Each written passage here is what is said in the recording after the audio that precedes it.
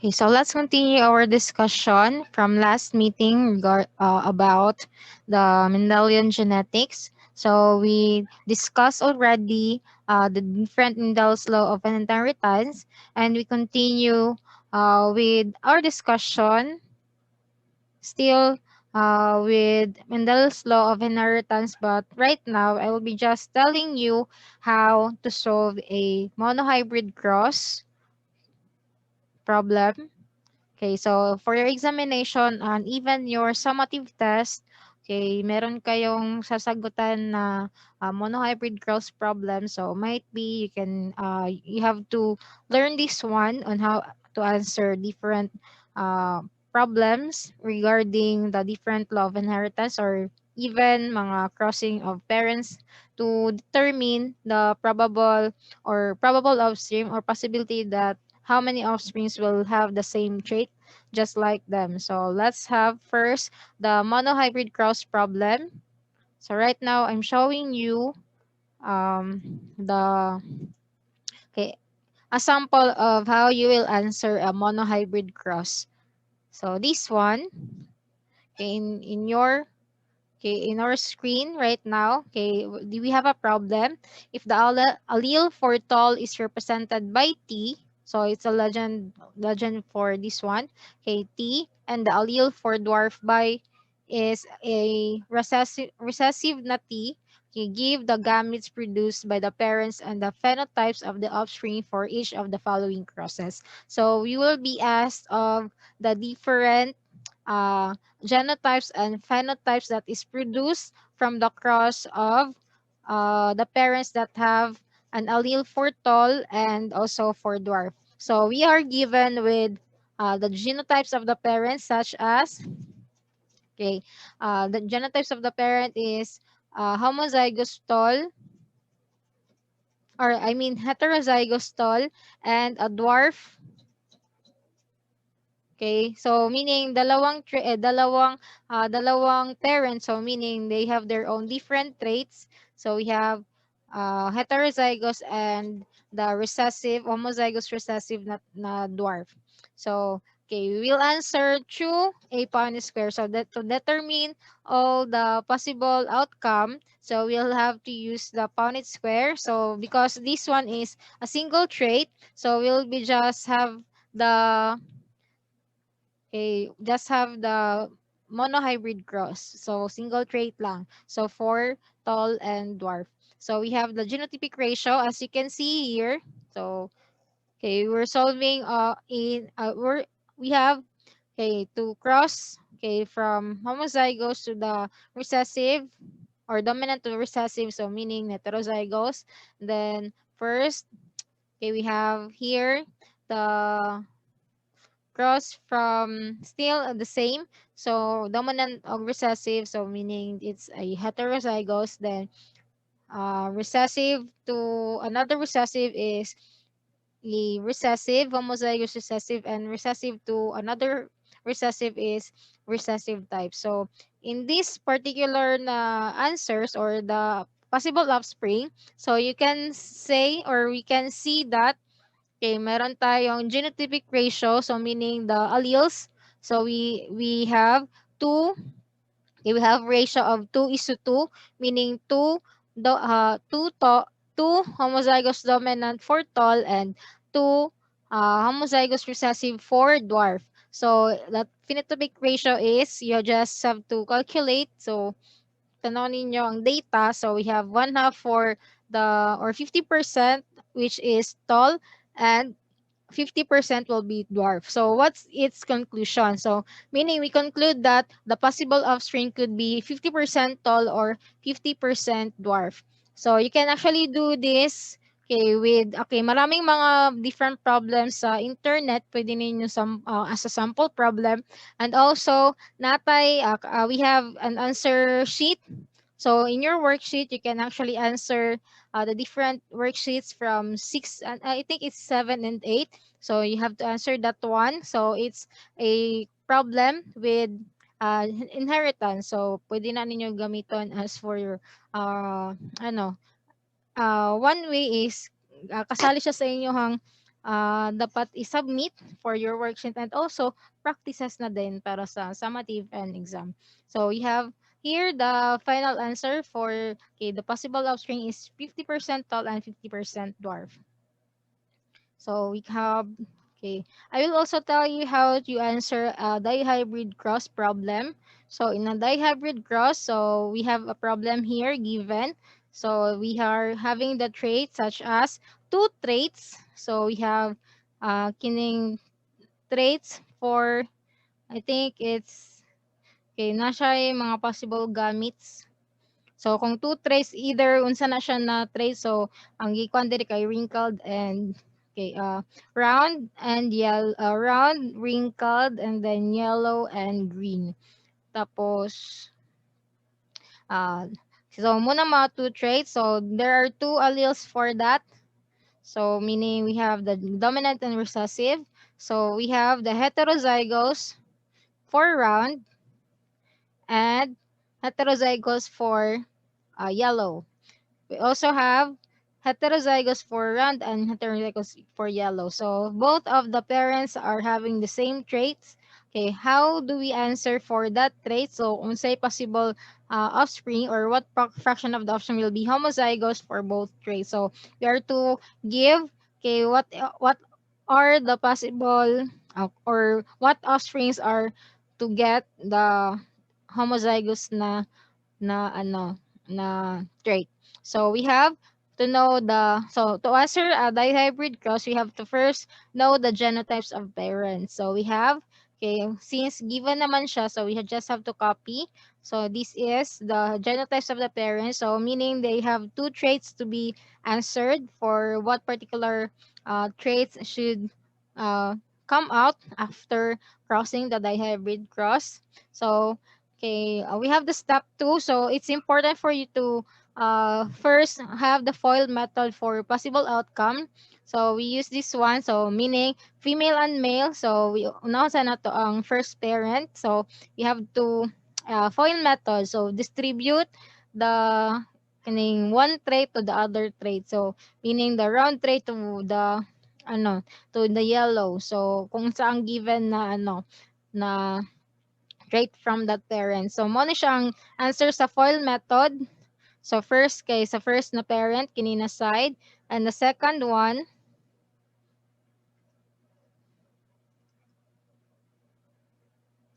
okay, and the second one kay sa father na side or sa other na side. Okay. So, we have the FOIL method for this one. So, distribute. And then this one, and then right there. So once you're done distributing and or doing the FOIL method, then you can now draw the Punnett square and solve. So here is the, okay, solution for predicting the outcome of that given genotypes for the from the parents, and then we continue by, okay, syempre we cross the different uh, alleles. So we have, okay, I will not go further with going to the last portion of this, but you know already how to cross. So that one, the dominant to another dominant is dominant, then dominant for round, and then we have yellow dominant for yellow. So just have to copy, and then, okay, and then continue until the last table or last square. Okay, that is for the monohybrid cross. So, typically, ang dihybrid cross rather. So, ang typically, ang dihybrid cross is na siya'y, okay, 16 ka possible outcome. So, do not forget this one, 16. So, pasabot if nag-lock kayo for the genotype og number, so meaning kailangan 16 ang outcome. So, if lacking siya, so meaning 15 lang inyo nakon or 14, so meaning nalibat mo or something is wrong. So, nakulang sa inyong solving. So, if you can see, natay 1, 2, 3, 4, 5, 6, 7, 8, 9, 10, 11, 12, 13, 14, 15, 16. 16 ka possible outcomes. So, that should be, sa genotypic ratio, makita na siya. So, I have here, okay, the next thing that you will do is just to i-figure out the genotype. So, if makita ninyo ang mga different alleles, then okay, that counts for 1. So, for example, this one is 1. And then, can you look if na same pareha ingon ani na genotype? Then, kung naa, then you have to include that one. So, example is just like this. So, 1SSYY, ay, okay, so dili siya SSYY kay puros na siya S ug Y, but you have here dominant for the for S and dominant for Y. And also you have a dominant for S and then another is heterozygous for Y. So so this one I said have to complete the following. So I already gave you or I gave you already the dihybrid cross, but you have to complete. Okay, complete this one. So, napa na siya yung mga missing portion. And then, you also have to have the phenotypic ratio. So, for example of a phenotypic ratio, so you have to just say the same for the genotype. Okay, but it's the physical appearance. So, for example, you have to write here, we have kung ilan dyan ang homozygous round, or shall we say, diretso na ka, round yellow, round green, wrinkled green, wrinkled yellow. So, mo na siyang phenotypic ratio. But you have to make sure you know unsay code ani. Okay, pasabot aning code meaning unsay relation unsay phenotypic ratio niya. So, for example, this one okay, is round and yellow. So, we have the other one is round and yellow still kay heterozygous, but we have from okay, we'll look this one. So, kung tanawin ninyo kini siya kay wrinkled yellow, wrinkled green kay green is not dominant. So mo na siya ang pasabot sa phenotypic ratio. So might be you can complete this one sa phenotypic ratio, but I have given you example already when I say it. So okay, that's for you to do. So I'll give you the PowerPoint presentation and you finish the completion. So in your activity for week 7 and I think it's week 8 and 9. So pwede ninyo to siya answeran and you should have to submit also kay naman ni siya afterwards. Okay, you have to submit that one and syempre naka-practice na kayo for answering the different uh, dihybrid crosses or monohybrid crosses. So let's continue. So okay, so I have here a practice question. So regardless of the Mendelian genetics, so we still have more of this, and I have a practice question here. So in this cross, okay, which type of inheritance do you think is shown in Figure 1? So is it incomplete dominance, codominance, or sex-linked trait? So if you can, okay, even if wala ni siya, okay, makita ninyo diri ah. So, okay, right here, okay, makita ninyo kay dominant ang R to the recessive na trait. So we have here, if you can see, it resulted to another, okay, or parang mixing of the two. So si red kay dominant over white. Okay, but it comes out that okay, it became a heterozygous. Heterozygous meaning two alleles are present on the offspring. So if you can see, the phenotypic ratio, kung mag-phenotypic ka, so we have the appearance is concluded as pink. So this is an example of an incomplete dominance. So what is incomplete dominance? So incomplete dominance is now type of non-Mendelian genetics. So or incomplete dominance have two phenotypes like the red and white in our figure that you have. Okay, so for the petals, so are equally dominant, so the colors blend together in the offspring pink petals. So another example of incomplete dominance can be found in rabbits. So when a long furred Angora breeds with a short furred rex, the offspring have medium length fur. So meaning there is a combination of both of the traits and it resulted to another. Okay, so let's continue. So we also have a codominance. Okay, codominance is like, okay, so if we take a look at this at the figure, so at figure 1, so we have a codominant inheritance. So what do you think the offspring would look like in this figure or codominance? So it is, okay, if you have to explain this one, okay, both of the different traits physically are showing. So for example, the red and white, so both of them are shown. So meaning si white kay is a codominant, meaning dominant would see white, and also the red is dominant. That's why it resulted to the two traits, or the two yes, the two traits are being inherited by that particular plant. So that's for the example. So another example is a codominance in our blood typing. So blood typing in human beings, or even the other forms of animals. So ignoring the positive and negative blood typing, so there are four blood types. So meaning all of these are codominant. Okay, pag may codominant, all of these exist. Okay, as if, okay, pwede ta na ay type A, na ay type B, type AB, and type O. So meaning when there will be combination from parents, so the male and the female gametes, pag they combine with each other, then it's not only the other one is dominant, but also both of them can dominate as for the result.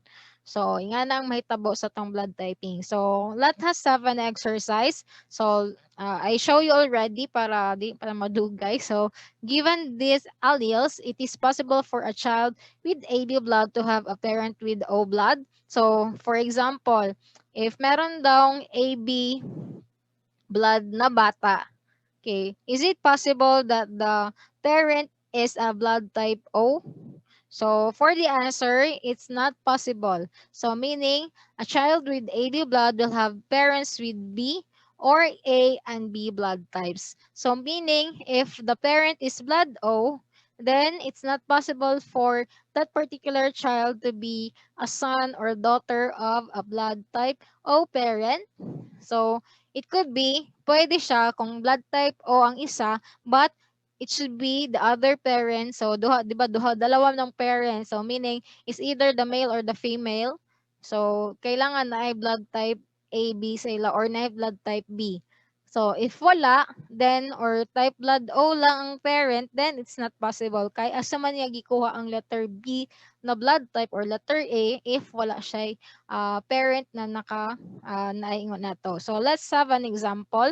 So if I have here a cross between, so muna ni siya ang possible na parent ni blood type AB child. Okay, so as our example show, so si iyang mother or the mother, okay, which is the female. So tingnan natin ang gamit. So we have female is XX, and for the male is XY. So if you can see here, okay, so si X,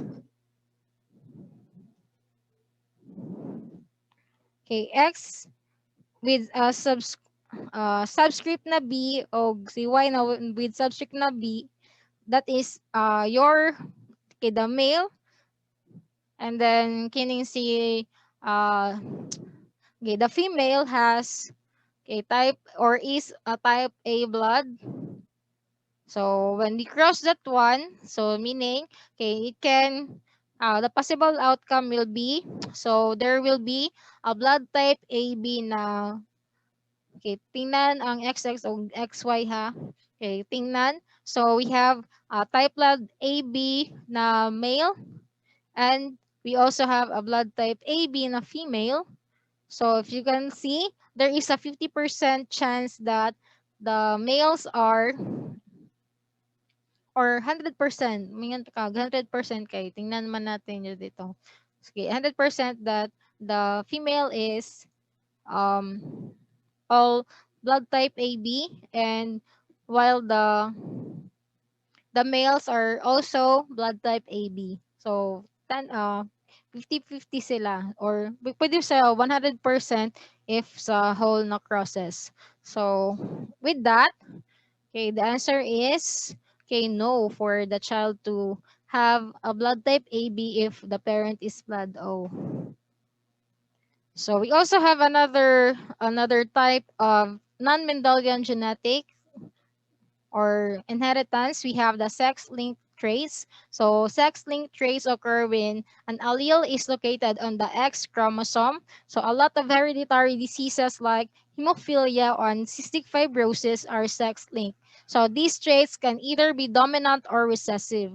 If the trait is dominant, then every individual that receives an X chromosome with allele will display these traits. And if the trait is recessive, then every male with allele will display the traits. So female offspring will only display the traits if both of their X chromosomes have the recessive allele. So mostly sa sex-linked traits, okay, the mostly na kanang madali ay someone that can get this trait is tong more on di man siya abnormalities but still parang ganun kasi only kay more on makakuhaan ni kay mga males because the male is having only one X chromosome. And okay, while the female kay duha man ang X chromosome, so it can be that ang female kay kung makuha niyang ika-isa but dili pa siya makakuha na trait. But for males, kay isa lang man ilang X chromosome, then they can actually get the disease or that particular mutation kung nana sa ilahang bloodline. So kay isa lang man ilahang X chromosome. So okay, unsa man na sa sure. So let's explain it okay by linking to you the from example. So here are the sex-linked traits. So traits only found on the sex chromosome. So when sex chromosome so pasabot dili siya pwede katong sa mga for example sa di siya makuha sa ano atong sa meiosis na mitosis na uh, na process but for that particular na ano sa uh, through uh, through the meiosis na part.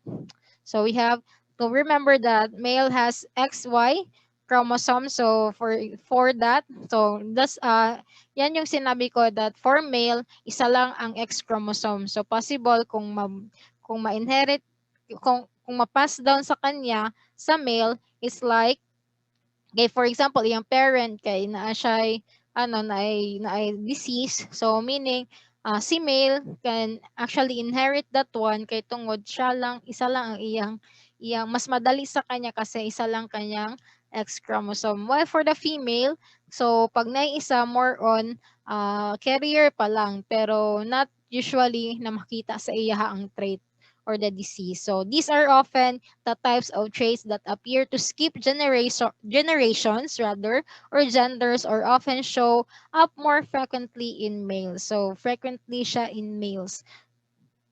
So let me continue discussing. So let's look at the difference between dominant and recessive sex-linked traits. So in both examples, the father is unaffected and the mother has only one affected X chromosome. So for X-linked dominant inheritance, so pag may dominant inheritance, it can be mas madali siyang makuha kay it's a dominant trait. Okay, for X-linked recessive inheritance, so it can be a para lang siyang carrier. So for example, sa X-linked dominant, so even if si father kay unaffected but si mother kay affected, kay pag eh, kay affected when so for example tingnan ha ang affected there is showed with kining white one. So if you can see affected siya even if only one trait is carried, it's because it's a dominant trait. Okay, dominant siya na pwede pag makuha, then it can go along with the trait or that person na makakuha ato na type of one. So for example, si unaffected father times the affected mother. So kung tingnan nyo, affected man siya. So even though isa lang ka X X na chromosome ang nakakuha sa affected na that particular trait, then it can actually pass down to, okay, first the unaffected, so wala siya sa affected son, but it can affect her daughter. So this can isa lang. So affected son. Okay, since when you cross that one, okay, naman siya X, so X plus another, okay, the carrier or the affected mother, pwede niya mapasa sa affected na son or sa son. So, isa ka unaffected. So, meaning 25% of the son can get the trait and 25% of the daughter can get the trait. So, we have for the X-linked recessive. So, pag sabihing recessive, so, even if isa lang ka trait, so, dili pa siya maka-affect, okay, dili siya maka-affect sa, okay, sa daughter. Okay, only that, kung na siya isa, okay, it can get only a carrier. So, carrier lang na female. So, for example, kung affected si father, then si father ang makahatag sa mga sa sons or sa daughters. But if isa lang sa mother na side or sa female, then it can be, ang tawag lang sa iya kay carrier. So, can you take a look at the difference? So, isa lang ka X chromosome ang naay effect or naay, sa tangali, okay, na ay possible na trait for that particular disease, so example disease, then carrier lang ang tawag pag X-linked recessive. But if it's X-linked dominant, even one, okay, matawag na siya affected. So meaning ma-show na siya sa next generation. Okay, pag carrier lang, so meaning napay skipping. So for example, nakoy carrier ko, but for the next generation dili pa siya mag-show. But for the other generation, it might be shown. So, pero when it comes to male, so pag carrier si mother and then macross siya sa unaffected father, okay, but makuha siya sa son. Kay son is isa lang man iyahang X chromosome. So, more on, makuha na dahil niya ang disease. So, luwi kaya mga lalaki, no? For this particular na type of inheritance. So, let's have an example. So, color blindness is a recessive sex-linked trait. Which of the following, okay, pag sabihing recessive sex-linked trait is that kung makuha sa lalaki, it can be affected na siya. Okay, but for female, it can be pag makuha niya kay morely carrier lang muna. So, which of the following must be true for two parents to produce a colorblind daughter? So, okay, so from the sex, tingnan na, recessive sex-linked trait man siya. So, meaning, the possibility of having a colorblind daughter is that if, okay, si colorblind daughter kay naa siya two traits of, or two recessive sex-linked trait. So, kailangan duha. So, meaning, both parent must be colorblind or the father is colorblind and the mother is carrier for colorblindness. So, if ever si father kay unaffected, so meaning, dili jud siya possible na makuha ni daughter. But, if si father kay colorblind and the mother is carrier for colorblindness, then it can be si daughter kay makakuha siya og two alleles for the colorblind trait. So it can be, see, a daughter with a colorblind father and a mother with a dominant allele can inherit the dominant trait to see color, or she can inherit the recessive allele and be colorblind. So a colorblind father only has one X chromosome with the recessive allele. So kana kay ang question kay colorblind daughter lang man. So how come possibility of having a colorblind uh, a colorblind na son kay, syempre 100% kay colorblind naman ang mostly.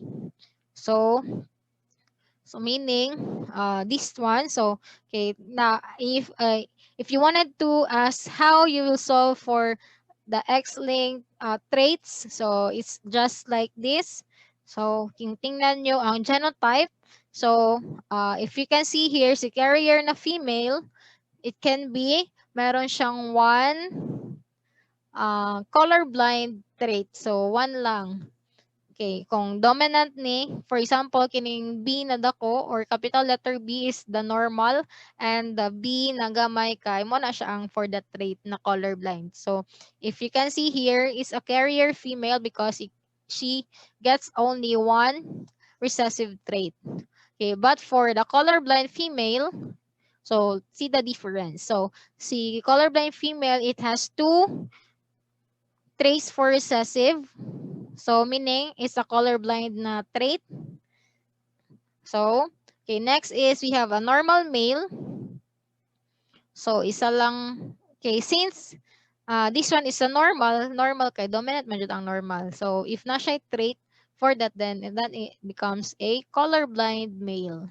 So, this is now the colorblind male. So, if we cross so this is an example. Okay, so for a male who is colorblind, so this is the colorblind male. So isa lang jud ka ka trait or ka recessive na allele, then pasabot blind na siya, colorblind na siya. Okay. And a female who is just a carrier, okay, so dili pa siya blind, colorblind, but it can be. Okay, now let's find out if unsay may tabo sa yang offspring. So si female and the male. So we have si female. Let's cross. So we have a female first muna. So cross this one. So we have si female. Okay, makaproduce siya og unsa man ni tawag ani. It's still a carrier female. So what about this one? Kini na pod na part. Okay, let's have this one kini. So normal so carrier plus another carrier. So ang mogawas kay or recessive plus another recessive is just this one is kung sa man phenotypic ani, it's a colorblind female or affected female. So how about this one? Okay, this let's have this. So this is now phenotypic ratio is a normal male, unaffected, and the last one is recessive plus plus the Y chromosome. It's like is an affected son. So meaning this one is colorblind. Okay, di na ko sulat. Colorblind. So, meaning, so you show the genotype, phenotype. So, meaning you can actually answer for the genotype and the phenotype. So, if you can still follow my discussion, so, money siya. So, ang possible offspring for this one, or genotype ha, kini, ang genotype is, kini. Okay, you just copy what's in the inside of the box, and the phenotype is to decode what's the meaning of these different different na outcome. So this is the phenotype. So okay, makita ninyo. So that's it for our discussion. Okay, so for that you have to answer worksheet number 8 and number 9.